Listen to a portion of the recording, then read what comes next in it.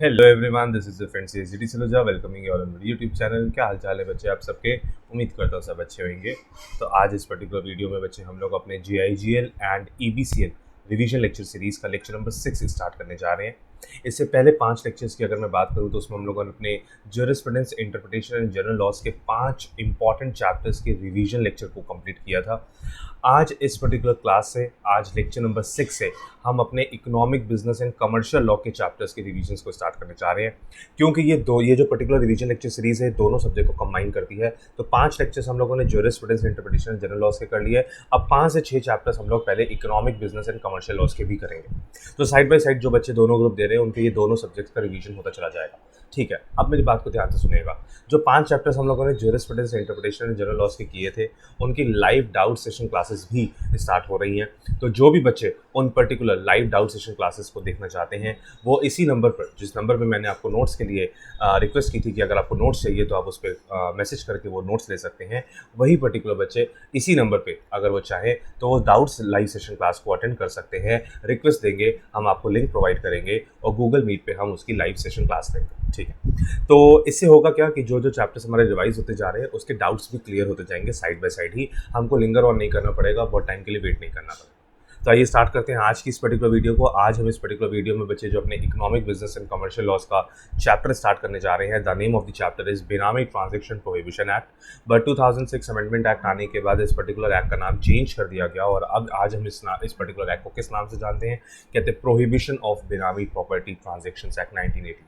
ठीक है, कहते हैं हम इन पर्टिकुलर 5-6 वीडियोस में अभी पहले कोशिश करेंगे कि अपने economic, business and commercial laws के पार्ट बी एंड सी को कवर कर लें। कोशिश करेंगे पहले पार्ट बी एंड सी के इंपॉर्टेंट टॉपिक्स कवर हो जाए, देन उसके बाद हम पार्ट ए पे स्विच करेंगे ऑफ ईबीसीएल। ठीक है, तो स्टार्ट करते हैं आज के इस पर्टिकुलर चैप्टर को। सबसे पहला क्वेश्चन जो आपके सामने दिया हुआ है वो क्या कहते हैं? State the salient features of the बेनामी ट्रांजैक्शंस प्रोहिबिशन एक्ट 1988। क्वेश्चंस जो उठाए गए हैं बच्चे, ये जो मैंने क्वेश्चंस आपको दिए हैं ये सब पास्ट ईयर एग्जामिनेशन क्वेश्चंस हैं, इसीलिए इसमें पुराना लॉ का नाम लिखा हुआ है, मैंने चेंज नहीं किया अभी इसी चक्कर में कि इसको एज इट इज वैसे ही रहने देते हैं। ठीक है, तो कहते हैं what are the different salient features. अच्छा, हम ऐसे भी बोलते हैं कि 1988 में जब ये पर्टिकुलर लॉ आया था तब इस पर्टिकुलर एक्ट को, इस पर्टिकुलर लॉ को बहुत ज़्यादा स्ट्रिक्ट नहीं बनाया गया था। लेकिन 2016 में अमेंडमेंट्स आई और अमेंड करने के बाद ये पूरा एक्ट एक तरीके से नया कर दिया गया और इसमें बहुत ज़्यादा मेजर चेंजेस आए। अब इन सब चीज़ों को, अमेंडमेंट एक्ट को भी क्लब करके अगर हम बोलें कि इस पर्टिकुलर एक्ट के इंपॉर्टेंट फीचर्स कौन कौन से हैं, तो वो हम लोगों ने 5 फीचर्स लिखे हैं। एग्जाम में अगर आपके पास एक क्वेश्चन आएगा तो 3 to 4 मार्क्स आएगा। तभी मैंने आपको यहाँ पे 5 फीचर्स दे दी हैं कि अगर एक आधा स्किप भी कर जाए तो भी आपको कम से कम 3 से 4 पॉइंट्स तो याद हैं। पहला नंबर देखिए लिखा हुआ है कि it defines a benami transaction. बहुत इंपॉर्टेंट डेफिनेशन है यहाँ पे। कहते हैं जब आप इस एक्ट को पढ़ेंगे, जिन बच्चों ने ऑलरेडी पढ़ रखा है उनको तो पता होगा, नहीं तो हम लोग किसी और वीडियो में बेनामी ट्रांजैक्शंस और बेनामी प्रॉपर्टी की डेफिनेशन को पढ़ने की कोशिश करेंगे कि उस पर्टिकुलर डेफिनेशन का क्या मीनिंग। तो कहते हैं बेनामी ट्रांजैक्शन की डेफिनेशन दी है जहाँ साफ साफ लिखा है कि कौन कौन सी ट्रांजैक्शंस को बेनामी ट्रांजैक्शंस बोला जाएगा। अच्छा, अगर मैं बेनामी ट्रांजैक्शंस की बात करूँ तो हम ऐसे बोलते हैं कि यहाँ पे majority of the time 2 parties होती हैं। एक बेनामीदार होता है, बेनामीदार, और एक होता है बेनिफिशियल ओनर। और हम ऐसे कहते हैं कि बेनामी ट्रांजैक्शन होती क्या है, तो हम ऐसे बोलते हैं कि एक पर्टिकुलर पर्सन है, लेट्स से मिस्टर एक्स, और मिस्टर एक्स एक प्रॉपर्टी परचेज करते हैं लेकिन पैसा कंसिडरेशन तो खुद डिस्चार्ज करते हैं, लेकिन प्रॉपर्टी खरीदते किसके नाम पे है? कहते हैं लेट्स से मिस्टर वाई के नाम पे। अब देखिए, पैसा लगा है मिस्टर एक्स का, पेमेंट कर रहे हैं मिस्टर वाई, प्रॉपर्टी भी किसके नाम पे आ रही है? मिस्टर वाई के नाम पे, लेकिन अल्टीमेटली बेनिफिट कौन उठाएगा इस प्रॉपर्टी का? Mister X. तो इसका मतलब ऑन रिकॉर्ड्स, गवर्नमेंट के रिकॉर्ड्स में, on paper, who will be the owner of the property? कहते हैं owner will be mister Y, लेकिन who will be having the possession of the property? Mister X. पैसा भी किसने दिया? मिस्टर एक्स ने। प्रॉपर्टी खरीदी भी किसने? मिस्टर एक्स में। लेकिन गवर्नमेंट रिकॉर्ड्स में प्रॉपर्टी किसके नाम पे रखी गई है? मिस्टर वाई के नाम पे। ऐसा जनरली तब होता है जब मिस्टर एक्स के पास बहुत ज़्यादा पैसा हो, लेकिन उनके पास जो पैसा है वो इलीगल सोर्स से जनरेट हुआ है, या there is a great possibility कि उन्होंने पैसा तो लीगल सोर्स से ही जनरेट किया लेकिन इनकम टैक्स डिपार्टमेंट को अपनी रियल इनकम शो नहीं की। हम ऐसे कह सकते हैं mister x is having a black money. तो मिस्टर एक्स के पास अगर वो ब्लैक मनी है, अगर वो गवर्नमेंट अथॉरिटीज से प्रॉपर्टी परचेज करते हैं या गवर्नमेंट अथॉरिटीज को पता लगता है कि मिस्टर एक्स ने प्रॉपर्टी परचेज की, तो मिस्टर एक्स से पूछा जाएगा कि आपके पास ये पैसा कहाँ से आया। मिस्टर एक्स उसका जवाब नहीं दे पाएंगे, इस वजह से मिस्टर एक्स कहते हैं अब इस पैसे को यूज़ तो करना है लेकिन हम अपने नाम से नहीं यूज़ करना चाहते, चलो हम अपने मिस्टर वाई, जो कि इनके हम कह सकते हैं एक फ्रेंड है, जो कि हम कह सकते हैं कि इनके एक सर्वेंट हो सकते हैं, हम कह सकते हैं कि इन्होंने बोला कि हम मिस्टर वाई जिस पे हम भरोसा कर सकते हैं हम उसके नाम पे प्रॉपर्टी परचेज करते हैं। तो गवर्नमेंट रिकॉर्ड्स में मिस्टर एक्स का तो नाम आया ही नहीं, गवर्नमेंट रिकॉर्ड्स में तो प्रॉपर्टी किसके नाम पे, मिस्टर वाई के नाम पे। कहते हैं लेकिन अल्टीमेटली बेनिफिट इसका कौन उठाएगा, मिस्टर एक्स। तो ऐसी ट्रांजेक्शन्स को बेनामी ट्रांजेक्शन्स डिक्लेयर किया गया। और यहाँ पे मैं ऐसे बोलते हैं कि यहाँ पे बेनामी प्रॉपर्टी का ओरिजिनेशन हुआ। तो ये एक बहुत बढ़िया एक्ट है जिसमें हम लोग को बेनामी ट्रांजेक्शन की प्रॉपर डेफिनेशन बताई है with all the exceptions, and exceptions are the most important part of that particular definition. साथ ही साथ इन्होंने बेनामी प्रॉपर्टी को भी एक्सप्लेन किया है, and it also provides for exclusions and transactions which shall not be constituted as benami. मैंने अभी आपको बोला कि बेनामी ट्रांजैक्शंस में पहले हमको बताया जाएगा कि कौन कौन सी ट्रांजैक्शंस बेनामी हैं, फिर ये भी बताया जाएगा कि कौन कौन से इनके एक्सेप्शनल केसेस हैं जहां हम ये बोलेंगे कि अगर एक्सेप्शनल केसेस में आप फॉल करते हो तो वो बेनामी ट्रांजैक्शन नहीं मानी जाएगी। तो बहुत क्लियर कट टर्म्स में इस पर्टिकुलर एक्ट ने हमको बता दिया कि बेनामी ट्रांजैक्शन क्या होती है और बेनामी प्रॉपर्टी क्या होती है। ठीक है, कहते हैं फिर सेकंड नंबर बोला, it provides the outcome of entering into a prohibited बेनामी ट्रांजैक्शन। प्रोहिबिटेड बेनामी ट्रांजैक्शन का मतलब क्या है कि जो ट्रांजैक्शंस प्रोहिबिटेड हैं अंडर दिस पर्टिकुलर एक्ट, अगर आपने वो एंटर करने की कोशिश की, उन ट्रांजैक्शन में एंटर करने की कोशिश की, तो इन दैट सिचुएशन उसका आउटकम जो आपको फेस करना पड़ेगा, वो आउटकम जो कंसिक्वेंसेस फेस करने पड़ेंगे, वो कंसिक्वेंसेस इसी एक्ट में लिखे हुए हैं। आपकी वो प्रॉपर्टी सीज भी हो सकती है, आपके अगेंस्ट पेनल प्रोविजंस भी लग सकते हैं, आपकी वो प्रॉपर्टी कॉन्फिस्केट हो सकती है, आपको जेल भी हो सकती है। थर्ड नंबर पॉइंट में देखिए लिखा हुआ है, it lays down the procedure for determination. Determination of what, determination of what तो बोलते हैं। डिटर्मिनेशन का मतलब यहाँ पे ये है कि जो प्रॉपर्टी आपकी कॉन्फिस्केट करने की बात हो रही, सीज करने की बात हो रही है, वो पर्टिकुलर प्रॉपर्टी बेनामी है या नहीं। क्योंकि हम ऐसे नहीं होगा कि हम गवर्नमेंट अथॉरिटीज़ को पावर दे दें कि आप जो प्रॉपर्टी को बेनामी बोलोगे वो बेनामी नहीं। गवर्नमेंट अथॉरिटीज़ को भी पहले प्रूव करना होगा, और जिसकी प्रॉपर्टी को बेनामी प्रॉपर्टी बोला जा रहा है उस पर्टिकुलर पर्सन के ओनर, उस पर्टिकुलर प्रॉपर्टी के ओनर को भी मौका दिया जाएगा ये चीज़ प्रूव करने का कि वो पर्टिकुलर प्रॉपर्टी बेनामी है या नहीं है। तो इसका मतलब गवर्नमेंट अथॉरिटीज़ अगर कह रही है एक पर्टिकुलर प्रॉपर्टी बेनामी है तो इसका मतलब ये नहीं कि वो बेनामी हो गई। सर, दूसरी पार्टीज़ को भी मौका मिलेगा, कंसर्न पार्टीज़ को मौका मिलेगा। अगर वो प्रूव कर देते हैं कि वो प्रॉपर्टी बेनामी नहीं है तो फिर नहीं है। तभी यहाँ पे लिखा है कि डिटर्मिनेशन का तरीका इसी पर्टिकुलर एक्ट में दिया है, and related penal consequences. Penal consequences का मतलब क्या है कि जो पेनल्टीज इंपोज होंगी उन पेनल्टीज के बारे में भी इसी एक्ट में बताया गया है कि जो प्रोहिबिटेड बेनामी ट्रांजेक्शन है अगर उसको कोई इनकर करता है, अगर उस ट्रांजेक्शन में कोई एंटर करता है, तो what will be the amount of penalties which can be imposed upon that particular person, and what will be the amount, what will be the imprisonment procedure which is to be incurred अगर कोई particular person benami property में enter करता है तो। ठीक है, फिर third number पे आए तो थर्ड नंबर कहता है it enables the central government in consultation with the chief justice of the high court to designate one or more court of sessions as a special court or special courts for the purpose of the act. कहते हैं यहाँ पे power दी गई central government को कि वो high court के justice के साथ, chief justice of high court के साथ मिलकर किसी एक एग्जिस्टिंग कोर्ट को या किसी एक एग्जिस्टिंग सेशन कोर्ट को पावर दे दे इन पर्टिकुलर मैटर्स को डील करने की, या इस पर्टिकुलर मैटर को डील करने के लिए एक स्पेशल कोर्ट तैयार कर दे। तो वो that will be dependent upon the situation कि किस पर्टिकुलर एरिया में कितनी ज़्यादा बेनामी प्रॉपर्टी ट्रांजेक्शंस हो रही हैं। अगर लगेगा कि बहुत ज़्यादा एक पर्टिकुलर एरिया में बेनामी ट्रांजेक्शंस हैं तो in that situation special court designate कर दी जाएगी, और अगर लग रहा होगा कि नहीं बहुत ज़्यादा ट्रांजेक्शंस नहीं है तो किसी एग्जिस्टिंग कोर्ट को ही पावर्स दे दी जाएंगी to deal with this particular matters. अच्छा, यहाँ पे लिखा हुआ है court of session. Court of session इसलिए लिखा हुआ है क्योंकि बच्चे जो बेनामी ट्रांजेक्शंस होती हैं ये क्रिमिनल ऑफेंसेस माने जाते हैं। कैसे माने जाते हैं? Criminal offences. ये कोई सिविल सूट नहीं माना जाएगा, ये क्रिमिनल सूट मानकर डील किया जाएगा। ठीक है, लास्ट में लिखा है कि there is also a penalty provision अगर आप अथॉरिटीज़ को गलत डॉक्यूमेंट्स पेश करते हैं। लाइक गवर्नमेंट ने आपसे डॉक्यूमेंट्स मांगे किसी पर्टिकुलर ट्रांजेक्शन को प्रूव करने के लिए, and you have furnished them false documents, misleading documents, incorrect documents, and you were knowing कि जो आप डॉक्यूमेंट्स दे रहे हो वो फॉल्स है, मिसलीडिंग है, इनकरेक्ट है, फिर भी आपने वो फाइल करे तो there will be a penalty provision. तभी यहाँ लिखा हुआ है it provides penalty for entering into benami transactions and for furnishing any false documents in any proceeding under the act.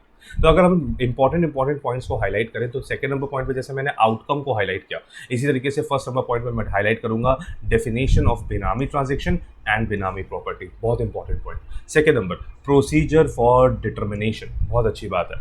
Fourth number sir designate one or more court of session as a special court for the matters which are related, which are generating in this particular act। और फिर last में आए penalties जो दी गई। तो ये तरीके के 5 इंपॉर्टेंट फीचर्स हम लोगों ने यहाँ पे मार्क किए कि बेनामी प्रॉपर्टी ट्रांजैक्शन एक्ट में किस तरीके से हमारे पास कुछ इंपॉर्टेंट फीचर्स हैं। चलो, तो ये क्वेश्चन तो हमारा क्लियर हुआ, 3 से 4 मार्क्स का क्वेश्चन हमारा कंप्लीट हो गया। आगे बढ़ते हैं इससे। क्वेश्चन नंबर 2 पे आते हैं। क्वेश्चन नंबर 2 कहता है what are the penal provisions regarding benami property. अभी हम 5th नंबर फीचर ही पढ़कर आए थे कि इस पर्टिकुलर एक्ट में पेनल्टीज के बारे में बताया गया है, और 2 पेनल्टीज के बारे में पढ़ के आए थे, ध्यान से अगर देखें। It provides penalty for entering into benami transaction. पहली पेनल्टी, अगर आप बेनामी ट्रांजैक्शन में एंटर करते हो तो क्या पेनल्टी लगेगी।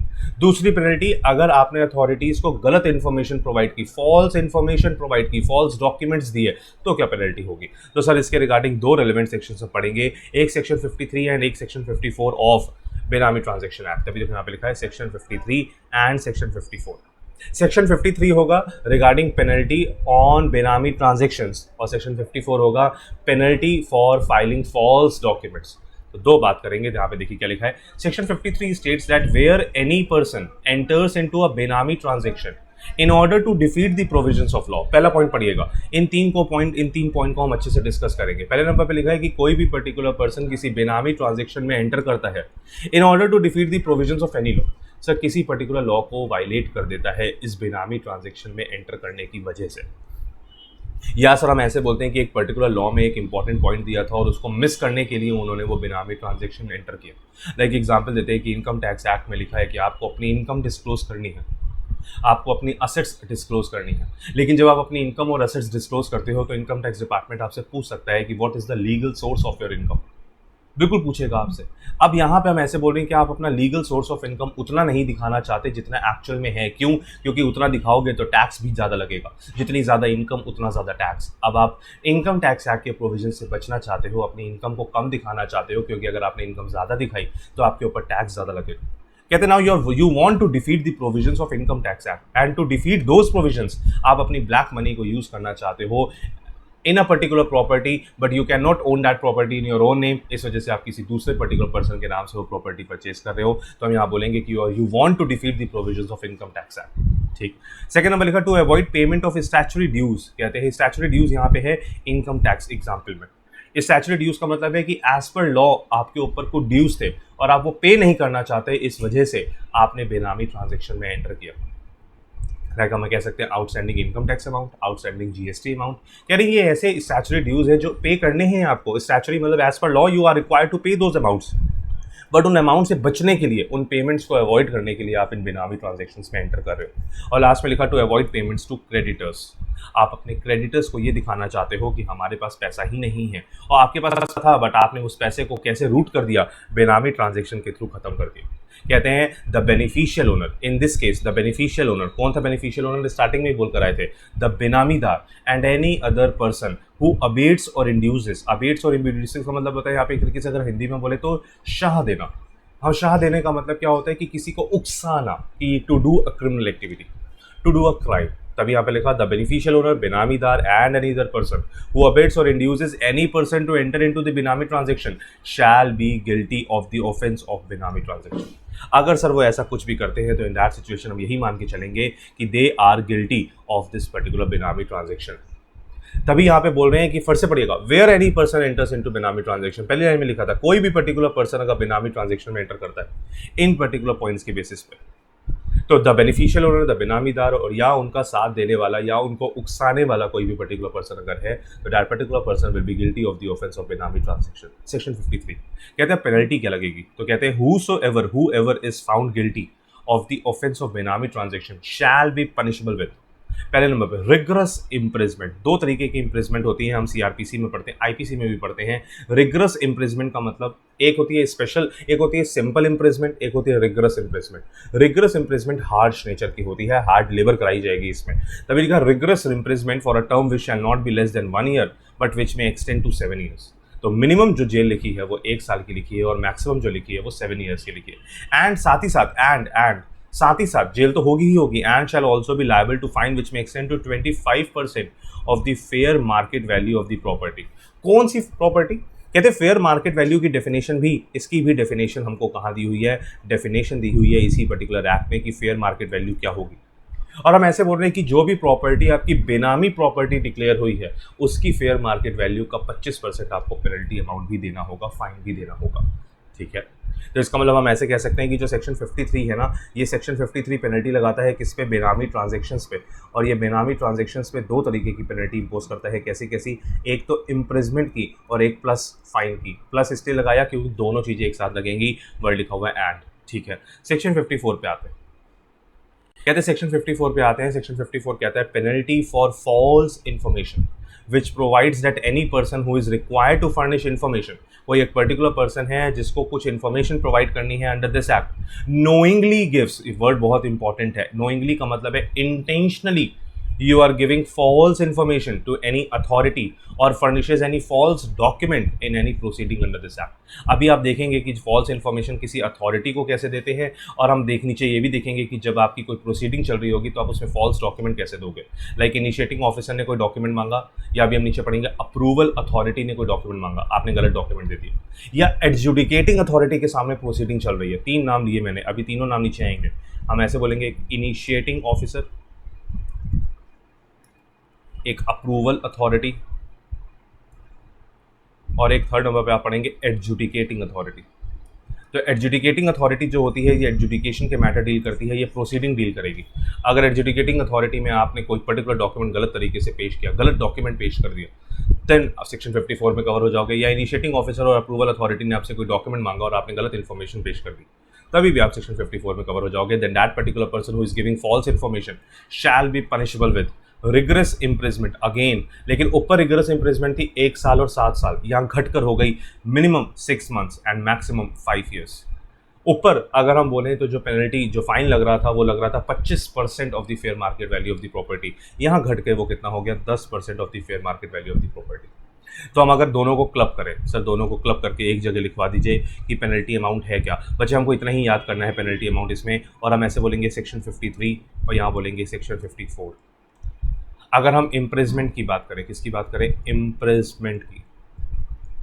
सर अगर हम इम्प्रिजमेंट की बात करते हैं दोनों सेक्शन में, तो सेक्शन 53 हमको इम्प्रिजमेंट के लिए बोलता है मिनिमम 1 year और मैक्सिमम 7 year। बिल्कुल ठीक बात है सर। लेकिन जब सेक्शन 54 में आते हैं तो यहाँ पे मिनिमम हो जाती है 6 months और यहाँ पे मैक्सिमम हो जाती है 5 years।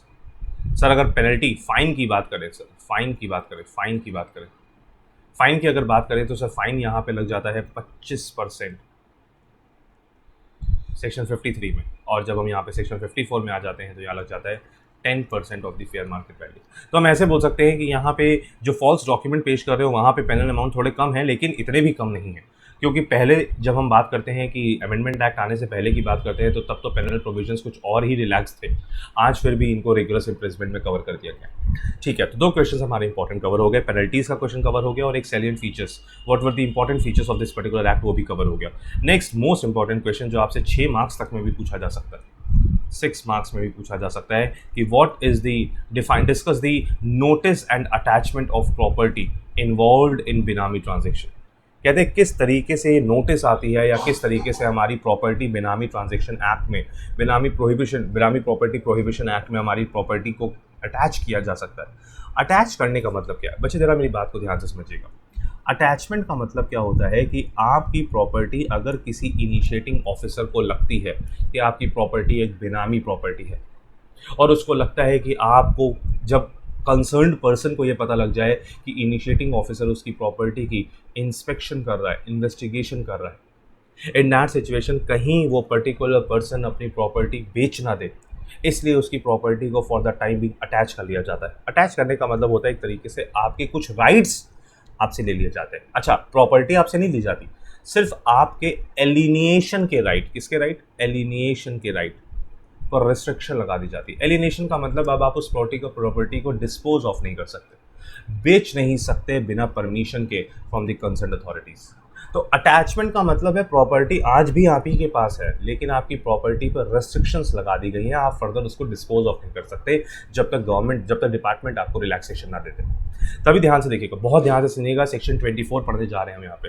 क्या तरीका? Provisions regarding notice and attachment of property involved in benami transactions are prescribed under section 24। अच्छा, सेक्शन 24 को पढ़ने से भी पहले ना मैं आपको बता दूं कि ये इनिशिएटिंग ऑफिसर, ऊपर हम लोगों ने पढ़ा था एक अप्रूवल अथॉरिटी, ये होती कौन है? तो देखो लिखा इनिशिएटिंग ऑफिसर्स कौन होते हैं, कहते हैं it means assistant commissioner and deputy commissioner as defined under income tax act. कहते हैं जो इनकम टैक्स एक्ट में असिस्टेंट कमिश्नर और डेप्यूटी कमिश्नर होते हैं उन्हीं को यहाँ पे इनिशिएटिंग ऑफिसर्स बोला। फिर उसके ऊपर की रैंक आ जाती है, उसके ऊपर की रैंक आती है तो बोलते हैं joint commissioner and additional commissioner, इनको बोला गया अप्रूविंग अथॉरिटी। तो अगर मैं आपसे पूछूं कि ऊपर कौन है तो आप बोलेंगे सर ऊपर जो सीनियर मोस्ट अथॉरिटी है वो तो यहाँ पे अप्रूविंग अथॉरिटी है। और अप्रूविंग अथॉरिटी के अंडर में कौन सी अथॉरिटी आएगी सर? ये इनिशिएटिंग ऑफिसर्स आएंगे। सर इनिशिएटिंग ऑफिसर्स जो होते हैं ये इन्वेस्टिगेशंस करते हैं, चेक करते हैं कि कोई पर्टिकुलर प्रॉपर्टी कहीं बेनामी प्रॉपर्टी तो नहीं है।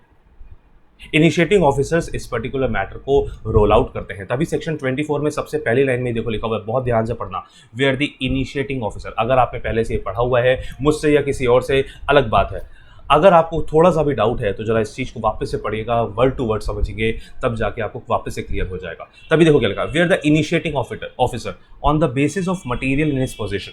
कहते हैं इनिशिएटिंग ऑफिसर को कहीं से पता लगा कि एक पर्टिकुलर ट्रांजेक्शन लेट से बेनामी ट्रांजेक्शन है, या इनिशिएटिंग ऑफिसर को पता लग रहा है कि ये पर्टिकुलर प्रॉपर्टी बेनामी प्रॉपर्टी है, और इनिशिएटिंग ऑफिसर के पास कुछ मटेरियल है जिसके बेसिस पे उसको शक हो रहा है। अभी पूरी तरीके से प्रूवन नहीं है कि वो पर्टिकुलर प्रॉपर्टी सच में बेनामी है या नहीं। हो सकता है किसी ने कंप्लेंट की हो इनिशिएटिंग ऑफिसर को, हो सकता है इनिशिएटिंग ऑफिसर के कुछ डॉक्यूमेंट्स इनिशिएटिंग ऑफिसर के सामने आए जिसके बेसिस पे इनिशिएटिंग ऑफिसर को लग रहा है कि वो पर्टिकुलर प्रॉपर्टी बेनामी हो सकती है। मतलब अभी it is not proven fact कि वो बेनामी है ही या है नहीं, लेकिन हाँ ये हम बोल सकते हैं कि कहीं ना कहीं शक हो गया है इनिशिएटिंग ऑफिसर को। अब वो उसका शक गलत भी हो सकता है, तभी लिखा where the initiating officer on the basis of material in his position, ध्यान से, has reason to believe that any person is a benamidar. कोई एक पर्टिकुलर पर्सन क्या है? बेनामीदार। इसका मतलब वो पर्टिकुलर पर्सन, उसका ओनर तो ऑन गवर्नमेंट रिकॉर्ड्स है लेकिन पैसा शायद बेनिफिशियल ओनर का लगा हुआ है। तभी कह रहे हैं अगर इनिशिएटिंग ऑफिसर को कोई भी रीजन मिल जाता है जिस रीजन की वजह से ही is having any reason to believe that कि the property any person is a benamidar in respect of a property, then he may after recording reasons in writing issue a notice to such person to show cause why the property should not be treated as benami property. कहते हैं अगर initiating officer को शक हो जाता है कि कोई पर्टिकुलर पर्सन उस पर्टिकुलर प्रॉपर्टी का बेनामीदार है, बेनामीदार होने का मतलब ही यही है कि सिर्फ उसका नाम यूज़ किया गया है for the purpose of ownership, तो in that situation initiating officer उसको एक शो कॉज नोटिस सर्व कर सकता है और उस शो कॉज नोटिस में वो अपने रीजंस को क्लैरिफाई करेगा कि उसको ऐसा क्यों लगता है कि वो पर्टिकुलर प्रॉपर्टी बेनामी प्रॉपर्टी है, और अपने रीजंस स्पेसिफाई करने के बाद वो उस पर्टिकुलर पार्टी पर ये क्वेश्चन छोड़ देगा कि आप बताइए कि हम इसको आपकी प्रॉपर्टी को बेनामी प्रॉपर्टी डिक्लेयर क्यों ना करें। अगर आपकी प्रॉपर्टी को बेनामी प्रॉपर्टी डिक्लेयर कर दिया जाएगा तो आपके अगेंस्ट बेनामी प्रोसीडिंग्स स्टार्ट हो जाएंगी। तो बताइए आपकी प्रॉपर्टी को बेनामी प्रॉपर्टी क्यों ना डिक्लेयर किया जाए। अब ध्यान से सुनिएगा, जैसे ही इनिशिएटिंग ऑफिसर ने नोटिस सर्व की, क्या वो जो पर्टिकुलर पर्सन जिसको नोटिस गई वो सतर्क हो जाएगा, वो अवेयर हो जाएगा कि इनिशिएटिंग ऑफिसर की नज़रें हैं हमारी प्रॉपर्टी पर। अगर वो सच में बेनामी प्रॉपर्टी हुई तो वो उसको बेचकर पैसा रिकवर करके हो सकता है कहीं बाहर चला जाए, भाग जाए, हो सकता है वो उस पर्टिकुलर प्रॉपर्टी को डिस्पोज ऑफ कर दे जिसकी वजह से बाद में पैसे की रिकवरी करना बड़ा डिफिकल्ट हो जाए बाय द गवर्नमेंट अथॉरिटीज। तो in that situation show cause notice तो सर्व कर दी, तभी लिखा where a notice specifies any property as being hold by a benamidar, a copy of the notice shall also be issued to beneficial owner if his identity is known. ये mark बहुत करिएगा, important point है, beneficial owner if his identity is known. कहते हैं वैसे तो हम ऐसे बोलते हैं कि प्रॉपर्टी किसके रिकॉर्ड्स में किसके नाम पे होगी सर? बेनामीदार के नाम पे। अच्छा हम ऐसे बोलते हैं कि प्रॉपर्टी मिस्टर एक्स के नाम पे है और हम बोल रहे हैं कि जो मिस्टर एक्स है वो बेनामीदार है, तो कहीं ना कहीं इस पर्टिकुलर प्रॉपर्टी का कोई बेनिफिशियल ओनर भी होगा। अगर इनिशिएटिंग ऑफिसर को पता लग जाता है कि बेनिफिशियल ओनर कौन है, बहुत अच्छी बात है, इसका मतलब हम ऐसे कह सकते हैं इनिशिएटिंग ऑफिसर सक्सेसफुल होने वाला है शायद कहीं ना कहीं इस पर्टिकुलर प्रॉपर्टी को बेनामी प्रॉपर्टी डिक्लेयर करने में। सर जब नोटिस जाएगी बेनामीदार को तो वो show cause notice beneficial owner के पास भी जाएगी कि बताइए आपको इस पर्टिकुलर केस में पार्टी क्यों ना बनाया जाए और बताइए इस पर्टिकुलर प्रॉपर्टी को क्यों ना बेनामी प्रॉपर्टी डिक्लेयर किया जाए। अभी अटैचमेंट की कहीं बात नहीं आई, अभी सिर्फ एक शो कॉज नोटिस सर्व हुई है। लेकिन शो कॉज नोटिस सर्व करने के बाद अगर इनिशिएटिंग ऑफिसर को लगता है कि शो कॉज नोटिस सर्व करने के करते ही बेनामीदार और बेनिफिशियल ओनर सतर्क हो जाएंगे, तभी देखो अगले पॉइंट में लिखा where the initiating officer is of the opinion that person in possession of the property held benami may alienate बहुत इंपॉर्टेंट वर्ड है, इसको हाईलाइट कर लेना। May alienate such property during the period specified in the notice, क्योंकि notice में आप time भी तो दोगे, कितने टाइम के अंदर शो कॉज करो, बताओ कि आपकी प्रॉपर्टी को बेनामी प्रॉपर्टी क्यों ना डिक्लेयर किया जाए। लेट से 30 दिन का टाइम दिया गया, 30 दिन का टाइम दिया गया, तो बच्चे 30 दिन के अंदर प्रॉपर्टी बेची जा सकती है, प्रॉपर्टी को डिस्पोज ऑफ किया जा सकता है। इसीलिए बोला कि इनिशिएटिंग ऑफिसर को अगर लगता है कि जिसको हम नोटिस सर्व कर रहे हैं, जो पर्टिकुलर प्रॉपर्टी का पोजीशन होल्डर है, जिस प्रॉपर्टी को वो बेनामी बोल रहा है इनिशिएटिंग ऑफिसर, अगर हमने बेनामीदार और बेनिफिशियल ओनर को शो कॉज नोटिस सर्व की, तो वो सतर्क हो जाएंगे और कहीं वो अपनी उस पर्टिकुलर बेनामी प्रॉपर्टी को ट्रांसफर ना कर दे, डिस्पोज ऑफ ना कर दे, एलिनेट ना कर दें। Then he may with the previous approval of the approving authority, इसका मतलब इनिशिएटिंग ऑफिसर अपनी अप्रूवल अथॉरिटी, अपने सीनियर अथॉरिटी से पहले परमिशन ले, and by order in writing attach provisionally the property for a period not exceeding 90 days from the date of the issue of show cause notice। कहते हैं उस situation में अगर initiating officer अपने approval authority से, अपनी approving authority से order ले ले, तो सर परमिशन ले ले, तो वो ऑर्डर पास कर सकता है कि जिस प्रॉपर्टी को वो बेनामी बोल रहा है, जिसके रिगार्डिंग उसको शो कॉज नोटिस सर्व की है उसने, उस पर्टिकुलर प्रॉपर्टी को प्रोविजनली अटैच किया जा सकता है। प्रोविजनल अटैचमेंट का मतलब यहाँ पे क्या है कि सिर्फ और सिर्फ एलिनिएशन के राइट्स रेस्ट्रिक्ट कर दिए जाएंगे, आप प्रॉपर्टी यूज करते रहो, वो कोई दिक्कत नहीं। कितने दिन के लिए हम प्रॉपर्टी को प्रोविजनली अटैच कर सकते हैं सर? 90 डेज के लिए कर सकते हैं। 90 डेज स्टार्ट कहाँ से होंगे? शो कॉज नोटिस की डेट से, जिस दिन आपने शो कॉज नोटिस इशू किया है वहां से 90 डेज स्टार्ट हो जाएंगे। बिल्कुल ठीक बात है। क्या मेरा क्वेश्चन, एक मेरे क्वेश्चन का जवाब दीजिएगा, क्या आप दे पाएंगे? बिल्कुल अपने मन में नहीं, अपने मुंह से बोलिएगा, ध्यान से सुनिए क्या बोल रहा हूँ। क्या सर इनिशिएटिंग ऑफिसर ने ये प्रूव कर दिया है कि वो प्रॉपर्टी बेनामी प्रॉपर्टी है? नहीं, अभी प्रूफ नहीं किया है सर, बिल्कुल नहीं किया। अभी तो सिर्फ इनिशिएटिंग ऑफिसर को शक है कि एक पर्टिकुलर प्रॉपर्टी बेनामी प्रॉपर्टी हो सकती है, बट जरूरी नहीं है कि वो बेनामी प्रॉपर्टी ही हो। अभी तो सिर्फ शक है कि ऐसा ना हो। ठीक है, अब ध्यान से सुनिएगा। कहते हैं प्रोविजनली अटैचमेंट हो सकती है अगर ऐसा लगता है कि वो पर्टिकुलर प्रॉपर्टी एलिनेट हो सकती है। ठीक है, कितने दिन के लिए वो पर्टिकुलर प्रॉपर्टी को हम प्रोविजनली अटैच कर सकते हैं सर? 90 डेज के लिए। क्या इनिशिएटिंग ऑफिसर खुद अपना डिसीजन ले सकता है या उसको पहले अप्रूविंग अथॉरिटी से परमिशन लेनी होगी? सर लेनी होगी अप्रूविंग अथॉरिटी से परमिशन। ठीक बात है। कहते हैं आगे बढ़ते हैं, ध्यान से। The initiating officer after making such inquiries, sir show cause notice serve हो गई, 90 दिन से ज़्यादा के लिए प्रोविजनल अटैचमेंट नहीं हो सकता। शो कॉज नोटिस सर्व हो गई, इनिशिएटिंग ऑफिसर और बहुत सारे एविडेंसेस कलेक्ट करने की कोशिश करेगा जिसके बेसिस पे वो प्रूव कर पाए कि हाँ उसका शक ठीक था। तभी लिखा था initiating officer after making such inquiries and calling for such reports or evidences as he deems fit and taking into account all relevant materials. Sir यहाँ इंक्वायरी करेगा, बहुत सारे मटेरियल्स कलेक्ट करेगा, बेनामीदार बेनिफिशियल ओनर से बहुत सारी इन्फॉर्मेशन मांगेगा। इसीलिए सेक्शन 54 में लिखा था कि अगर इनिशिएटिंग ऑफिसर कोई इन्फॉर्मेशन मांगता है किसी बेनामीदार या बेनिफिशियल ओनर से या किसी कंसर्न पार्टी से और उसने गलत इन्फॉर्मेशन दी, सेक्शन 54 में पेनल्टी लगेगी।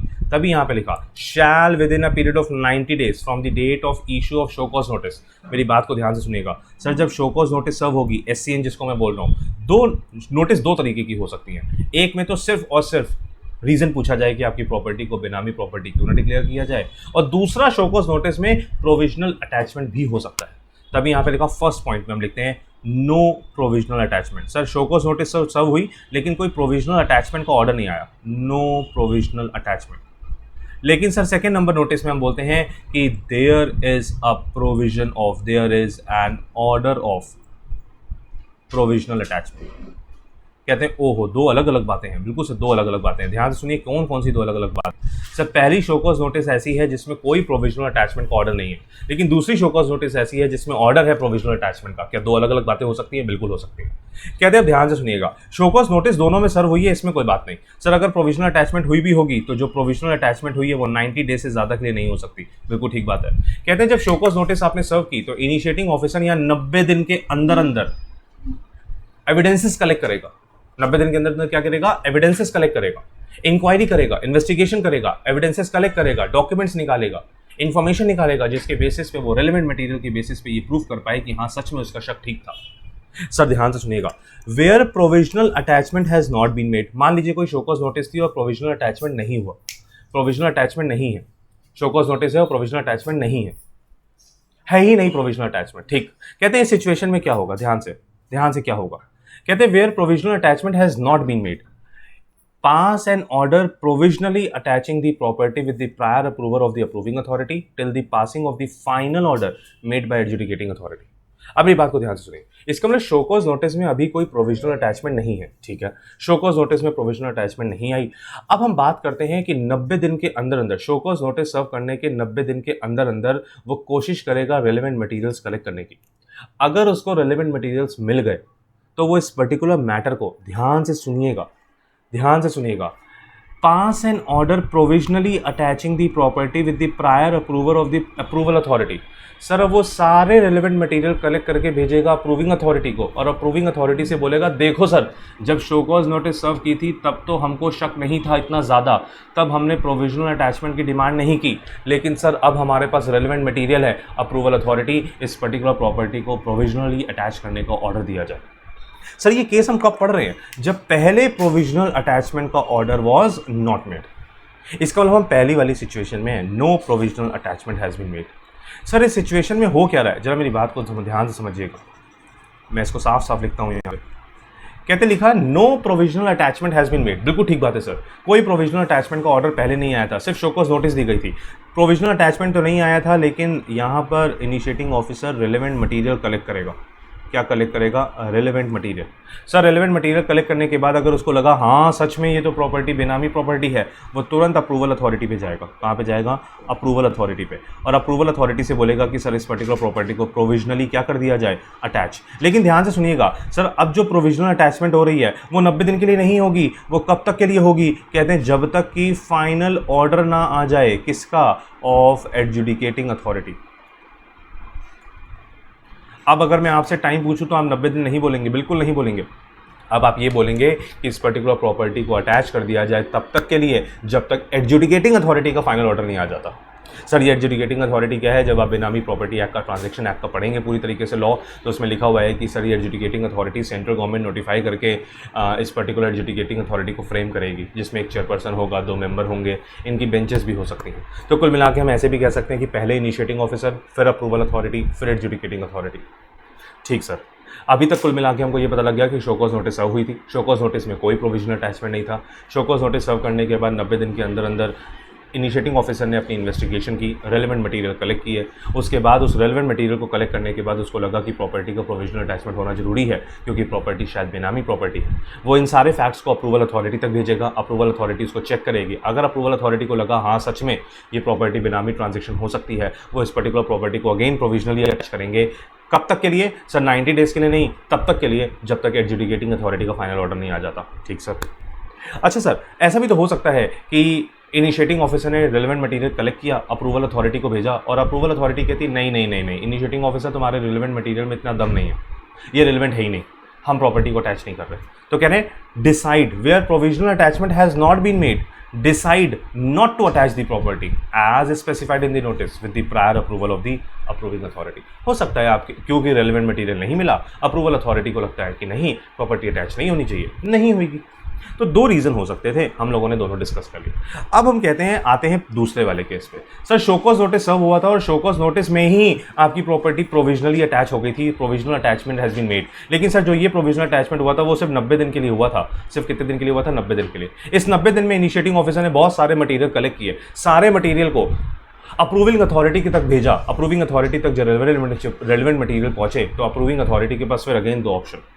अगर अप्रूवल अथॉरिटी को भी लगता है कि इनिशिएटिंग ऑफिसर के सारे रेलेवेंट मटेरियल सच में रेलेवेंट है, तो वो इस प्रोविजनल अटैचमेंट को जो सिर्फ 90 दिन के लिए आई थी अभी, उसको एक्सटेंड कर सकते हैं। कब तक के लिए? तब तक के लिए जब तक अप्रूवल एडजुडिकेटिंग अथॉरिटी अपना फाइनल ऑर्डर नहीं दे देती। तभी देखो लिखा है it may pass an order continuing the provisional attachment of the property with the prior approval of the approving authority till the passing of the final order by the adjudicating authority.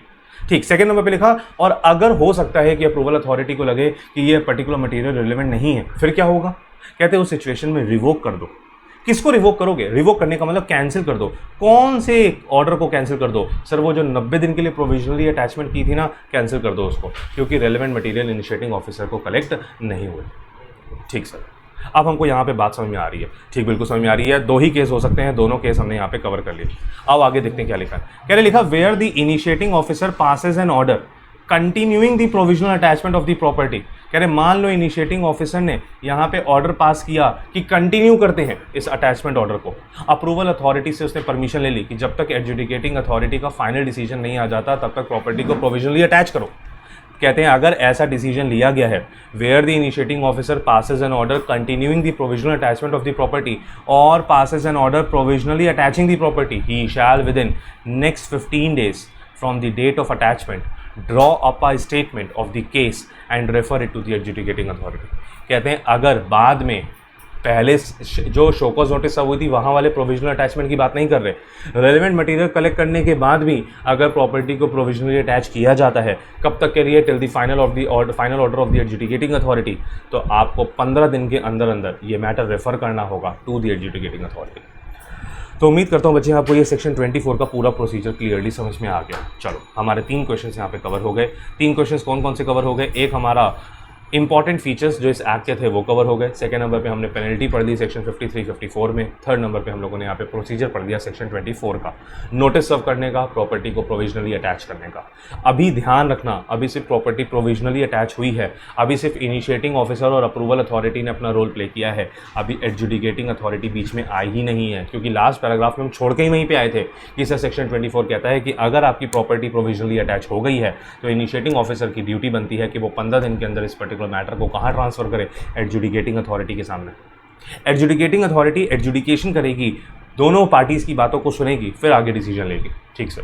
Second number देखो लिखा, question आया what is the manner of adjudication of benami property. देखो एक तरीके से पूरा procedure चलता आ रहा है, इसीलिए क्वेश्चंस की फ्रेमिंग इसी तरीके से की गई है। ठीक है, अब आता है सेक्शन 26 और सेक्शन 26 कहता है कि भैया अब मैटर आ चुका है एडजुडिकेटिंग अथॉरिटी के सामने। अब वो इनिशिएटिंग ऑफिसर के रिलेवेंट मटेरियल के बेसिस पे जो प्रॉपर्टी प्रोविजनली अटैच हुई थी with the approval of the approval authority, अब वो पर्टिकुलर मैटर कहाँ आ गया है, एडजुडिकेटिंग अथॉरिटी के सामने। अब क्या होएगा, कह रहे ध्यान से, section 26 deals with the adjudication of benami property which states that, ध्यान से सुनिए, when a matter under section 24 has been referred to adjudicating authority for adjudication. अभी अभी पढ़कर आए सेक्शन 24, कह रहे हैं अगर सेक्शन 24 में कोई पर्टिकुलर मैटर एडजुडिकेशन के लिए एडजुडिकेटिंग अथॉरिटी के सामने रेफर किया जाता है, देन द एडजुडिकेटिंग अथॉरिटी सबसे पहले shall issue notice to furnish such documents, particulars और evidence as is considered necessary on a date to be specified therein on the following person। Sir जैसे ही section 24 में matter adjudicating authority के सामने लाया जाएगा, adjudicating authority अपनी adjudication को start करने के लिए एक शो कॉज नोटिस इशू करेगी, कुछ डॉक्यूमेंट्स की डिमांड करेगी, कुछ इन्फॉर्मेशन डिमांड करेगी, कुछ एविडेंसेस की डिमांड करेगी। किसको देगी ये शो कॉज नोटिस? सर पहले नंबर पे द पर्सन स्पेसिफाइड एज बेनामीदार देवे। सर उस पर्टिकुलर मैटर में जिसको बेनामीदार बोला जा रहा है उसको शो कॉज नोटिस सर्व करेगा एडजुडिकेटिंग अथॉरिटी। सेकंड नंबर पे sir any person refer to as beneficial owner therein. Third number any other interested party including a banking company. मान लीजिए उस पर्टिकुलर प्रॉपर्टी में कोई बैंक इन्वॉल्व है, कोई loan लिया गया प्रॉपर्टी को परचेज करने के लिए, वो भी कवर होगा। Fourth number any other person who has made a claim in respect of that property. हो सकता है उस प्रॉपर्टी को कब्जाया गया हो, इन दैट सिचुएशन अगर कब्जा किया गया है, इलीगल पोजीशन ली गई है, तो उस पर्टिकुलर प्रॉपर्टी के ओनर के भी, जो लीगल ओनर था उसको भी प्रॉपर्टी का, उसको भी इस पर्टिकुलर मैटर का शो कॉज नोटिस सर्व किया जाएगा। इसका मतलब हम ऐसे बोल सकते हैं कि show cause notice will be served on all the concerned and related parties. ठीक सर। उसके बाद क्या होगा, ध्यान से, शो कॉज नोटिस सर्व हो गई। However the adjudicating authority shall issue notice within a period of 30 days from the date on which a reference has been received. Sir जैसे ही इनिशिएटिंग ऑफिसर ने 15 दिन के अंदर मैटर रेफर किया होगा एडजुडिकेटिंग अथॉरिटी को, जैसे ही मैटर एडजुडिकेटिंग अथॉरिटी के पास आया, एडजुडिकेटिंग अथॉरिटी को ये शो कॉज नोटिस सर्व करना होगा विद इन नेक्स्ट 30 days। अच्छा मेरी बात को ध्यान से सुनिएगा, क्या हम ऐसे बोल सकते हैं कि हम ऐसे बना दें, ऐसे एक पर्टिकुलर डायग्रामेटिक रिप्रेजेंटेशन बना दें और हम इस डायग्रामेटिक रिप्रेजेंटेशन में ऐसे लिखें कि सर यहाँ पे मैटर एडजुडिकेटिंग अथॉरिटी के सामने आया, एडजुडिकेटिंग अथॉरिटी यहाँ पे क्या कर रही है, जैसे ही मैटर एडजुडिकेटिंग अथॉरिटी के सामने आया 30 days के अंदर अंदर, कितने दिन के अंदर अंदर, 30 days के अंदर अंदर वो इस पर्टिकुलर मैटर को, इस मैटर के रिगार्डिंग क्या सर्व कर दे, sir show cause notice serve कर दे। किसको किसको? Benamidar, beneficial owner, banking company, other related party. ठीक sir. And the notice shall provide a period of not less than 30 days। और सर जो आप शो कॉज नोटिस दोगे इसमें भी कम से कम पार्टी को 30 दिन का टाइम दोगे जवाब मांगने के लिए। मतलब बेनामीदार, बेनिफिशियल ओनर, बैंकिंग कंपनी, जो भी रिलेटेड पार्टी को आप शो कॉज नोटिस दे रहे हो उनको 30 दिन का टाइम दो कि वो अगले 30 दिनों में हमको जवाब दें इस शो कॉज नोटिस का। तभी लिखा and the notice shall provide the period of time of not less than 30 days to the person to whom such notice is issued to furnish the information sought. Clear है sir, ये बात तो बिल्कुल clear है। आगे बढ़ते हैं sir. अभी एडजुडिकेटिंग अथॉरिटी ने सिर्फ और सिर्फ शो कॉज नोटिस सर्व की है, अभी और कुछ नहीं हुआ sir. Where such property is held jointly by more than one person, मान लीजिए कि वो पर्टिकुलर प्रॉपर्टी को जॉइंट ओनरशिप में परचेज किया गया है, then the adjudicating authority shall try to serve notice to all person holding such property. अगर जॉइंट ओनरशिप में है तो जितने भी जॉइंट ओनर्स होंगे उन सब पर्टिकुलर जॉइंट ओनर्स को ये पर्टिकुलर नोटिस सर्व किया जाएगा। ठीक sir. Section 26 subsection 3 states that adjudicating authority shell after considering the reply. Sir उस शो कॉज नोटिस में 30 दिन का टाइम दिया गया था कि 30 दिन के अंदर अपना रिप्लाई फाइल करिए। सर अगर उन्होंने अपना रिप्लाई फाइल नहीं किया तो एडजुडिकेटिंग अथॉरिटी बिना उस रिप्लाई के ही मैटर को प्रोसीड करेगी, और अगर उन्होंने रिप्लाई फाइल कर दिया तो उस रिप्लाई को यहाँ कंसिडर करते हुए if any two the notice issued above making or causing to be made such inquiry and calling for such report or evidence as it deems fit। अगर उस रिप्लाई के आने के बाद या रिप्लाई ना आने के बाद एडजुडिकेटिंग अथॉरिटी को लगता है कि किसी पर्टिकुलर मैटर पे इंक्वायरी कंडक्ट करवाने की जरूरत है, या किसी से कोई इन्फॉर्मेशन मांगनी है, या कोई रिपोर्ट मांगनी है, या कोई एविडेंस मांगना है, उसको मांगेगी। And taking into account all relevant materials. Sir initiating officer से भी बोला जाएगा कि आप भी अपने एविडेंसेस को पेश करिए जिसके बेसिस पे आप ये कह रहे थे कि ये पर्टिकुलर प्रॉपर्टी बेनामी प्रॉपर्टी है। उन सबको कंसिडर करने के बाद provide an opportunity of being heard to the person specified as benamidar, the initiating officer and any other person who claims to be the owner of such property। कहते हैं इसके बाद एक अपॉर्चुनिटी ऑफ बीइंग हर्ड दी जाएगी, सारी parties को मौका दिया जाएगा, अगर वो कुछ फैक्ट्स प्रेजेंट करना चाहते हैं, अपनी कुछ बात रखना चाहते हैं तो वो रख सकते हैं। इनिशिएटिंग ऑफिसर को भी मौका मिलेगा, बेनामीदार को भी मौका मिलेगा, जो कंसर्न पार्टीज़ जिनको शो कॉज नोटिस सर्व हुआ था उनको भी मौका मिलेगा, और इन सब चीज़ों को कंसिडर करने के बाद एडजुडिकेटिंग अथॉरिटी अपना फाइनल डिसीजन लेगी। सर एडजुडिकेटिंग अथॉरिटी 2 डिसीजन ले सकती है, या तो सर जो पहले शो कॉज नोटिस जो सबसे पहले सेक्शन 24 में शो कॉज नोटिस सर्व हुआ था, उसके बाद प्रोविजनल अटैचमेंट हुआ था with the approval of the approving authority. अगर एडजुडिकेटिंग अथॉरिटी को लगा कि वो डिसीजन सही था तो वो जो पर्टिकुलर प्रॉपर्टी पहले प्रोविजनली अटैच की गई थी उसको फाइनली अटैच कर दिया जाएगा। और अगर एडजुडिकेटिंग अथॉरिटी को लगता है कि नहीं इनिशिएटिंग ऑफिसर और अप्रूविंग अथॉरिटी ने इतने अच्छे रेलेवेंट मटेरियल पेश ही नहीं किए जिसके बेसिस पे वो ये प्रूव कर पा रही है कि ये बेनामी प्रॉपर्टी है, तो फिर उस प्रॉपर्टी को रिलीज़ कर दिया जाएगा। तभी लिखा and any other who claims to be the owner of such property and thereafter pass an order holding the property not to be a benami property and revoking the attachment order। क्या लिखा है? holding the property not to be a benami property। कहते हैं हो सकता है adjudicating authority को ऐसा लगे कि ये पर्टिकुलर प्रॉपर्टी बेनामी प्रॉपर्टी नहीं है, तो वो क्या कर सकती है? अटैचमेंट ऑर्डर को रिवोक कर सकती है। क्या कर सकती है? रिवोक कर सकती है। उस पर्टिकुलर ऑर्डर को क्या कर दे? रिवोक कर दे, कैंसिल कर दे। ठीक। या सेकंड नंबर पे लिखा holding the property to be a benami property. हो सकता है एडजुडिकेटिंग अथॉरिटी को लगे कि ये बेनामी प्रॉपर्टी ही है, तो फिर तो वो क्या कर देगी? जो अटैचमेंट ऑर्डर पहले प्रोविजनल था उसको कंफर्म करके इस अटैचमेंट ऑर्डर को क्या बना देगी? फाइनल ऑर्डर बना देगी। क्या ऑर्डर बना देगी? Final order. इसका मतलब हम यहाँ पे ऐसा कहना चाहते हैं कि एडजुडिकेटिंग अथॉरिटी के पास दोनों पावर्स हैं। वो हो सकता है कि प्रोविजनल अटैचमेंट को कैंसिल कर दे, हो सकता है वो प्रोविजनल अटैचमेंट को फाइनल अटैचमेंट में कन्वर्ट कर दे। That will be dependent upon the adjudication. उस प्रोसीडिंग्स में ये डिसाइड होगा। ठीक है। कहते हैं where in the course of proceedings before it the adjudicating authority has reason to believe that a property other than a property refer to him by initiating officer is benami property.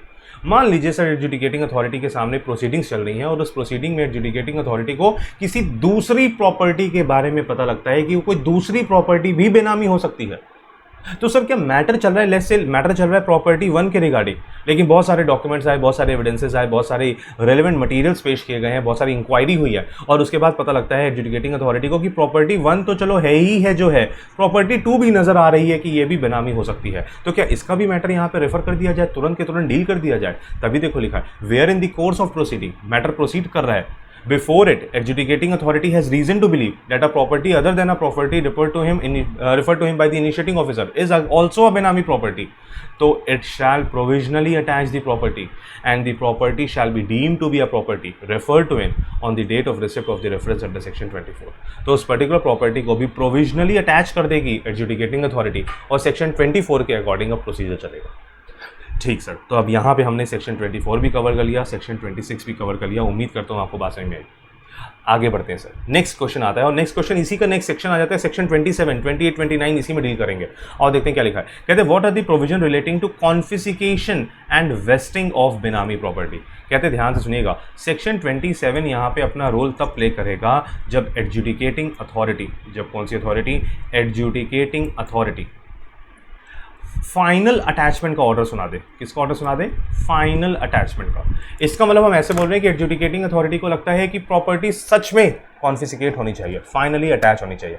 जब final attachment का order आएगा, अब property बेनामीदार के पास नहीं रहेगी, अब property beneficial owner के पास नहीं रहेगी, अब प्रॉपर्टी का कंट्रोल सेंट्रल गवर्नमेंट के हाथों में आ जाएगा, उस प्रॉपर्टी को जब्त कर लिया जाएगा। तभी देखो लिखा है, जब तक प्रोविजनल अटैचमेंट थी तब तक तो प्रॉपर्टी उसी बेनामीदार बेनिफिशियल ओनर के पास थी, लेकिन अब फाइनल अटैचमेंट हो गई है तो प्रॉपर्टी अब सरकार के हाथों में आ जाएगी।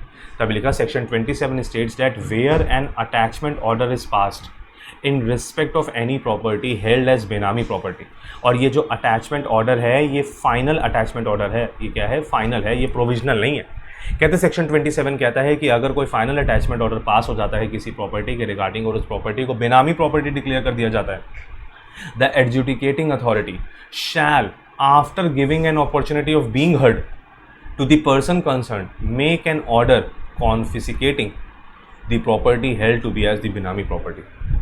सर वहाँ पर जब फाइनल अटैचमेंट का ऑर्डर आ जाएगा, सारी पार्टीज़ को अपॉर्चुनिटी ऑफ बीइंग हर्ड मिल जाएगी जो ऊपर पढ़कर आए थे, तो इन दैट सिचुएशन कॉन्फिस्केशन का ऑर्डर पास होगा। कौन सा ऑर्डर? कॉन्फिस्केशन। और कॉन्फिस्केशन का मतलब ही होता है जब्त कर लेना, सिर्फ पोजेशन नहीं लेना, पोजेशन के साथ साथ ओनरशिप भी ले लेना। अब कॉन्फिस्केशन में क्या होगा? पोजेशन भी सरकार के हाथ में, ओनरशिप भी सरकार के हाथ में। कहते हैं once the confiscation order has been made then all the rights and title in such property, माफ करना, एक बार कॉन्फिस्केशन ऑर्डर आ गया तो जितने भी प्रॉपर्टी में राइट्स थे, ओनरशिप थी, शैल वेस्ट एब्सोल्यूटली, वो सारे राइट्स किसके खाते में आ जाएंगे? पूरी तरीके से in the central government, free from all encumbrances, किसी भी तरीके की सिक्योरिटी, किसी भी तरीके के चार्जेस सब बेकार हो जाएंगे। And no compensation shall be payable in respect of such confiscation, और उस प्रॉपर्टी के कन्फिस्केशन के रिगार्डिंग कोई कंपनसेशन डिमांड नहीं किया जा सकता। इसका मतलब हम ऐसे कह रहे हैं, अगर एक बार की एक प्रॉपर्टी को बेनामी प्रॉपर्टी डिक्लेयर कर दिया गया और वो सच में बेनामी प्रॉपर्टी निकली, तो कॉन्फिस्केशन ऑर्डर में वो पूरी की पूरी प्रॉपर्टी सरकार के हाथों में आ जाएगी। जो भी कंसर्न पार्टीज थी उनको किसी भी तरीके का ना ही कंपनसेशन मिलेगा, ना ही उनका इस प्रॉपर्टी पे कोई राइट रहेगा, क्योंकि अब ये पूरी प्रॉपर्टी पूरी तरीके से किसकी हो जाएगी? Central government. ठीक सर, कहते हैं अब सेक्शन 27 तो समझ में आ गया। Now section 28, section 28 further states that the administrator, एक नई पार्टी आ गई सर, एडमिनिस्ट्रेटर। ये कौन है? कहते हैं सेंट्रल गवर्नमेंट तो एक पर्टिकुलर गवर्नमेंट है, उसके बिहाफ पे एडमिनिस्ट्रेटर अपॉइंट किया जाएगा। मतलब सेंट्रल गवर्नमेंट एक एडमिनिस्ट्रेटर अपॉइंट करेगा और वो एडमिनिस्ट्रेटर यहाँ पे क्या करेगा? सेंट्रल गवर्नमेंट के बिहाफ पे इस पर्टिकुलर प्रॉपर्टी को पूरी तरीके से कंट्रोल करेगा। हम ऐसे कह देंगे कि सेंट्रल गवर्नमेंट एडमिनिस्ट्रेटर अपॉइंट करेगा और एडमिनिस्ट्रेटर इस पर्टिकुलर बेनामी प्रॉपर्टी की पोजीशन लेगा, उसको अपने कंट्रोल में लेगा, और जैसा सेंट्रल गवर्नमेंट एडमिनिस्ट्रेटर से चाहेगी, एडमिनिस्ट्रेटर उसी तरीके से उस प्रॉपर्टी को डील करेगा। तभी कह रहे सेंट्रल गवर्नमेंट ने अपनी पावर किसको डेलीगेट कर दी? एडमिनिस्ट्रेटर को। ध्यान से, section 28 states that the administrator shall have the power to receive and manage the property. कौन सी प्रॉपर्टी? वो प्रॉपर्टी जिसका कॉन्फिस्केशन ऑर्डर आया था, in relation to which an order of confiscation under section 27 has been made in such manner and subject to such condition as may be prescribe. Central government जैसे चाहे administrator को वहां पे बोल सकती है कि आप इस पर्टिकुलर प्रॉपर्टी को इस तरीके से मैनेज करो, इस तरीके से अपनी पोजीशन में ले लो। कहते हैं the administrator shall also take such measures as the central government may direct to dispose of the property which is vested in the central government in such manner and subject to such condition as may be prescribed। अगर central government चाहे तो उस particular property को dispose कर सकती है, like auction करके cell कर सकती है, फेयर मार्केट वैल्यू पे मार्केट में किसी थर्ड पर्सन को सेल कर सकती है, बिल्कुल कर सकती है, लेकिन एडमिनिस्ट्रेटर ये सारे काम तब करेगा जब सेंट्रल गवर्नमेंट उसको ऐसा करने को बोलेगी। ठीक है, कहते हैं now section 29 it provides that where an order of confiscation in respect of a property under section 27 has been made. Section 27 में कॉन्फिस्केशन ऑर्डर था, कहते हैं अगर कॉन्फिस्केशन ऑर्डर आ गया है किसी प्रॉपर्टी के regarding, then the administrator shall proceed to take possession of such property. Section 27 में कॉन्फिस्केशन ऑर्डर आया था, ध्यान से सुनिएगा, सेक्शन 27 में क्या आया था? Confiscation order. और उसके बाद सेक्शन 28 में हमने ऐसे बोला था कि प्रॉपर्टी डिस्पोज ऑफ की जा सकती है अगर गवर्नमेंट चाहे, लेकिन अगर डिस्पोज ऑफ नहीं हुई तो सेक्शन 29 में आ जाइएगा। और कॉन्फिस्केशन ऑर्डर आने के बाद the administrator shall proceed to take possession of such property. अब यहाँ पर प्रॉपर्टी डिस्पोज ऑफ नहीं होगी, बल्कि एडमिनिस्ट्रेटर यहाँ पे उस पर्टिकुलर प्रॉपर्टी को अपने पोजेशन में ले लेगा। किस में ले लेगा? अपने पोजेशन में। कहते कैसे लेगा पोजेशन में एडमिनिस्ट्रेटर, क्या तरीका अडॉप्ट करेगा? कहते द एडमिनिस्ट्रेटर शैल, जैसे ही कॉन्फिस्केशन ऑर्डर पास होगा एडमिनिस्ट्रेटर अपॉइंट होगा। अगर वो प्रॉपर्टी डिस्पोज ऑफ नहीं होनी तो एडमिनिस्ट्रेटर क्या करेगा? Shall by notice in writing order within 7 days of the date of service of notice any person who may be in possession of the Benami property to surrender or deliver possession thereof to the administrator or any other person duly authorized in writing by him on this behalf। कहते हैं, ध्यान से सुनिए, कहते हैं यहाँ जो administrator है, ये एडमिनिस्ट्रेटर क्या करेगा? जैसे ही कॉन्फिस्केशन ऑर्डर के रिगार्डिंग एडमिनिस्ट्रेटर अपॉइंट होगा, एडमिनिस्ट्रेटर 7 दिन का टाइम देते हुए, कितने दिन का? 7 days का एक नोटिस सर्व करेगा और बोलेगा बेनामीदार, अगर आप इस पर्टिकुलर प्रॉपर्टी के पोजीशन होल्डर हो तो इस प्रॉपर्टी से अपना सारा सामान निकाल के बाहर निकल जाओ, क्योंकि अगर तुमने 7 दिन के अंदर प्रॉपर्टी खाली करके हमको पोजीशन नहीं दिया तो अगले पॉइंट पे आ जाएंगे। In the event of non compliance of the above order, अगर आपने मेरी नोटिस को सीरियसली नहीं लिया, 7 दिन के अंदर प्रॉपर्टी खाली नहीं की, तो इन दैट सिचुएशन फोर्सफुली आपसे उस पर्टिकुलर प्रॉपर्टी को खाली करवाया जाएगा। कहते हैं फोर्सफुली आपसे उस प्रॉपर्टी को क्या करवाया जाएगा? खाली। इसका मतलब एडमिनिस्ट्रेटर के अपॉइंट होने के बाद 7 दिन का टाइम आपको और दिया जाएगा, प्रॉपर्टी खाली कर दीजिएगा। अगर नहीं करोगे जबरदस्ती निकलवा देंगे। कहते हैं in the event of non compliance of the above order, non compliance तभी होगा जब आप उस ऑर्डर में, जब उस ऑर्डर को फॉलो नहीं करोगे। उस ऑर्डर में क्या लिखा था? प्रॉपर्टी 7 दिन के अंदर खाली कर दो, तुमने नहीं की। और if in his opinion taking over of immediate possession is warranted for the purpose of forcibly taking over possession. कहते फोर्सिबली आपसे उस पर्टिकुलर प्रॉपर्टी की पोजीशन ली जाएगी। Requisition the service of any police officer, किसी पुलिस ऑफिसर की help से आपकी वो प्रॉपर्टी खाली करवाई जाएगी। And it shall be the duty of such officer to comply with the requisition. और यहाँ पे एडमिनिस्ट्रेटर रिक्वेस्ट करेगा पुलिस ऑफिसर से कि उस प्रॉपर्टी को खाली करवाया जाए, और खाली करवाया जाएगा। सर अगेन क्वेश्चन आया, एडमिनिस्ट्रेटर कौन होगा? कहते हैं ये एक इनकम टैक्स ऑफिसर होगा जो इनकम टैक्स एक्ट में है। इसका मतलब हम ऐसे कह देते हैं कि सर जो एडमिनिस्ट्रेटर था ये कौन है?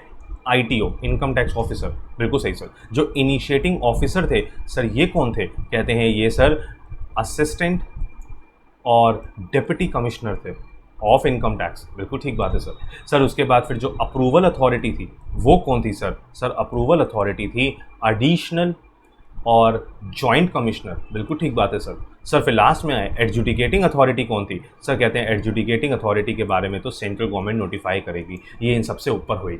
ठीक से, बिल्कुल ठीक बात, हमको समझ में आ गया। कुल मिला के हम ऐसे कह सकते हैं सर इनिशिएटिंग ऑफिसर के बारे में हमने सेक्शन 24 में पढ़ा। बिल्कुल सही बात सर। फिर उसके बाद सर एडजुडिकेटिंग अथॉरिटी के बारे में हमने सेक्शन 26 में पढ़ा। बिल्कुल सही बात सर। सेक्शन 27 में हम लोगों ने कॉन्फिस्केशन ऑर्डर के बारे में पढ़ा। किसके बारे में? कॉन्फिस्केशन ऑर्डर में। सेक्शन 28 में कॉन्फिस्केशन ऑर्डर में जो प्रॉपर्टी बेनामी डिक्लेयर की गई थी उसको डिस्पोज ऑफ करने के बारे में पढ़ा। सेक्शन 29 में सर जो प्रॉपर्टी बेनामी प्रॉपर्टी डिक्लेयर की गई थी उसको पोजेशन में लेने के लिए एडमिनिस्ट्रेटर का रोल पड़ा। किसका रोल पड़ा? एडमिनिस्ट्रेटर का। और ये करते करते हमारे ये 3 बहुत इंपॉर्टेंट क्वेश्चन कवर हो गए। टोटल तो 5 क्वेश्चन कवर किए, क्योंकि इन 3 से ये सेक्शन 24, 26, 27, 28, 29। सेक्शन 24 को हम लोगों ने अलग से क्वेश्चन में पढ़ा, सेक्शन 26 को अलग से पढ़ा, 27, 20, 28, 27, 28, 29 को एक क्वेश्चन में पढ़ा। इसके अलावा हम लोगों ने फीचर्स पढ़े, इसके अलावा हम लोगों ने पेनल्टीज़ पढ़ी। तो हमारे इस पर्टिकुलर चैप्टर के बहुत इंपॉर्टेंट 5 क्वेश्चन यहाँ पे कंप्लीट हो गए। नेक्स्ट क्वेश्चन पे आते हैं सर। 2 छोटे छोटे क्वेश्चन और रह जाते हैं और ये केस स्टडी की फॉर्म में आपसे पूछे गए। आइए देखते हैं क्या लिखा है, ध्यान से सुनिएगा। बहुत सिंपल से क्वेश्चन है लेकिन पढ़िएगा जरूर। ये लिखा है Ramesh invested ₹1 lakh in equity shares of some private companies in name of his wife Reshma. कहते हैं रमेश ने 1 लाख रुपए इन्वेस्ट किए हैं in the equity share of a private company. Sir उसने कुछ प्राइवेट कंपनीज के इक्विटी शेयर्स खरीदे हैं 1 लाख रुपए के, लेकिन अपने नाम से नहीं खरीदे। रमेश ने अपने नाम से नहीं खरीदे बल्कि अपनी वाइफ रेशमा के नाम से खरीदे। Out of the savings made by him in last 5 years. Sir mister Ramesh ने पैसा जोड़कर सेविंग करके 1 लाख रुपए के शेयर्स खरीदे, अपने नाम से नहीं, रेशमा के नाम से, अपनी वाइफ के नाम से। पैसा है रमेश का, ओनरशिप किसके नाम पे रखी गई है? रेशमा के नाम पे। ठीक है। कहते हैं however such savings are not disclosed anywhere. लेकिन सर रमेश ने उन सेविंग्स को कहीं भी डिस्क्लोज नहीं किया है, ना ही अपने अकाउंट्स में, ना ही अपनी इनकम टैक्स रिटर्न में। कहते हैं whether this transaction arrangement amounts to benami property under benami transaction prohibition act 1988। क्या आप इस पर्टिकुलर फैक्ट्स के बेसिस पे कह सकते हो कि जो ये प्रॉपर्टी है ये बेनामी प्रॉपर्टी है? मेरी बात को ध्यान से समझिएगा सर। रमेश ने प्रॉपर्टी परचेज की अपनी वाइफ के नाम पे, कोई दिक्कत नहीं है सर। बेनामी ट्रांजेक्शन की डेफिनेशन जब हम पढ़ते हैं तो इस पर्टिकुलर ट्रांजेक्शन को एक्सेप्शन की कैटेगरी में रखा गया है। अगर एक पर्टिकुलर पर्सन अपने स्पाउस के नाम से प्रॉपर्टी परचेज करता है तो इसमें कोई दिक्कत नहीं है। दिक्कत तो सर सेकंड नंबर लाइन में है, जहां ये बोला गया कि अगर रमेश ने रेशमा के नाम से प्रॉपर्टी परचेज की अपनी वाइफ के नाम से, कोई दिक्कत नहीं है, हम अलाउ करते हैं। लेकिन दूसरी चीज बहुत इंपॉर्टेंट है जो ये कहती है कि सर जो उसने अपनी अमाउंट जो सेव किया हुआ था, जिस सेविंग अमाउंट से ये प्रॉपर्टी परचेज की है, उसको डिस्क्लोज ही नहीं किया है कहीं पे, ना ही अपने अकाउंट्स में, ना ही इनकम टैक्स रिटर्न में। इसका मतलब ये एक अनडिस्क्लोज्ड इनकम है।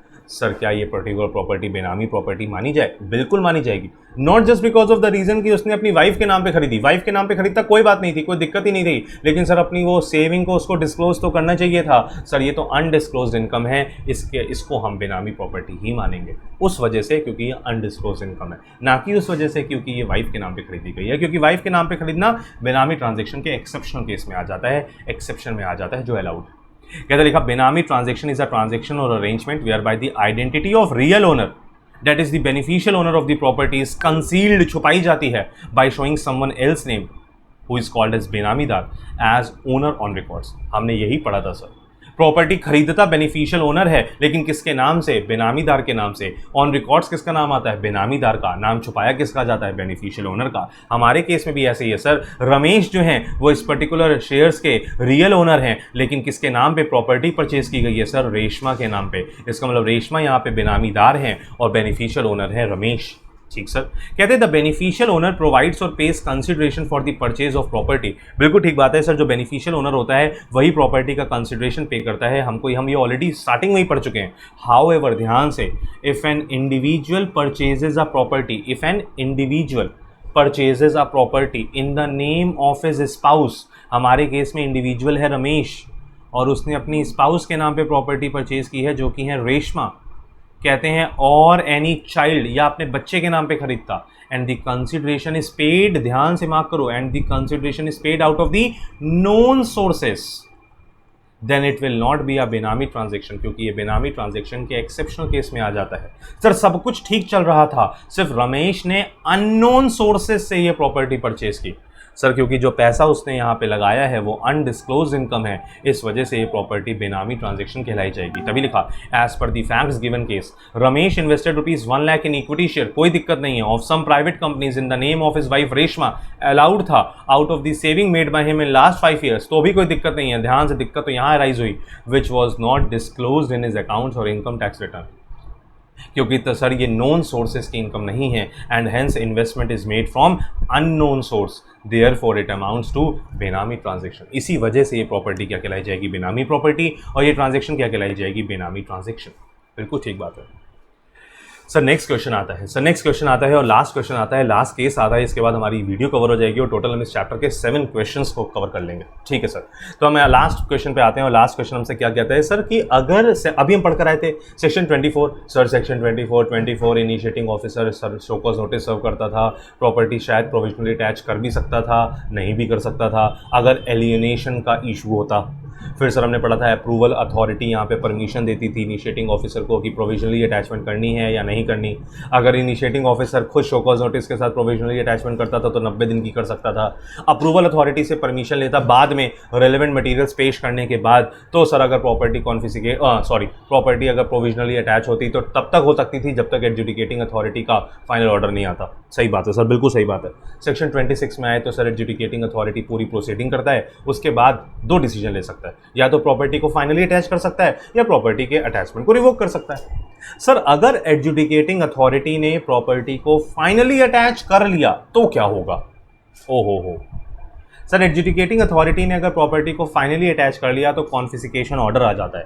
लेकिन सर ऐसा भी तो हो सकता है कि कोई पार्टी कह रही है सर हम एडजुडिकेटिंग अथॉरिटी के डिसीजन से सेटिस्फाइड नहीं है, हम अपील कर सकते हैं क्या? सर ये तो सोचा ही नहीं। क्या एडजुडिकेटिंग अथॉरिटी के डिसीजन से अगर कोई पार्टी सेटिस्फाइड नहीं है? सर कौन सी पार्टी सेटिस्फाइड नहीं होगी? शायद हो सकता है इनिशिएटिंग ऑफिसर सेटिस्फाइड ना हो, क्योंकि एडजुडिकेटिंग अथॉरिटी ने अटैचमेंट कैंसिल कर दी। सर हो सकता है बेनामीदार बेनिफिशियल ओनर सेटिस्फाइड ना हो क्योंकि उनके अकॉर्डिंग वो प्रॉपर्टी बेनामी नहीं थी, बट एडजुडिकेटिंग अथॉरिटी ने डिसीजन दे दिया कि वो प्रॉपर्टी बेनामी है। अब क्या होगा, कहते ध्यान से, कहते क्वेश्चन पढ़िए पहले। An order of attachment of benami property was passed against mister Amrish by the adjudicating authority. कहते हैं एक प्रॉपर्टी है और जिसको बेनामी प्रॉपर्टी डिक्लेयर करते हुए अटैचमेंट का ऑर्डर पास कर दिया गया है, जो प्रॉपर्टी है अमरीश की। कहते हैं aggrieved by the order of the adjudicating authority. कहते हैं अमरीश उस पर्टिकुलर एडजुडिकेटिंग अथॉरिटी के डिसीजन से सेटिस्फाइड नहीं है Amrish, therefore Amrish wants to file an appeal. Amrish adjudicating authority के डिसीजन के अगेंस्ट अपील फाइल करना चाहते हैं। Advise mister Amrish about the course of action against the order of the adjudicating authority under benami transaction prohibition act. बताइए क्या adjudicating authority के decision के against कोई अपील फाइल की जा सकती है? कहते हैं बिल्कुल की जा सकती है। सेक्शन 46 पढ़ेंगे। कहते ध्यान से, as per section 46 of benami transaction prohibition act, बहुत सिंपल सा आंसर है सर, ध्यान से सुनिएगा। Any person aggrieved by any order of the adjudicating authority he may prefer an appeal to appellate tribunal. He may prefer an appeal to appellate tribunal within a period of 45 days from the date of the order। अगर adjudicating authority के decision से satisfied नहीं हो तो adjudicating authority के order के against appellate tribunal में जा सकते हो, अपील फाइल कर सकते हो नेक्स्ट 45 दिनों के अंदर अंदर। सर द अपीलेट ट्रिब्यूनल में entertain an appeal after 45 days also. अगर 45 दिन के अंदर अपील फाइल नहीं की तो क्या हम अपील फाइल ही नहीं कर सकते? सर कर सकते हैं। अपीलेट ट्रिब्यूनल चाहे तो 45 दिन के पास ऑन होने के बाद भी उस पर्टिकुलर आपकी अपील को एंटरटेन कर लेगी, लेकिन अब आपको जस्टिफाइड रीजन बताना होगा कि आपने क्यों नहीं 45 दिनों के अंदर अंदर अपील फाइल की थी।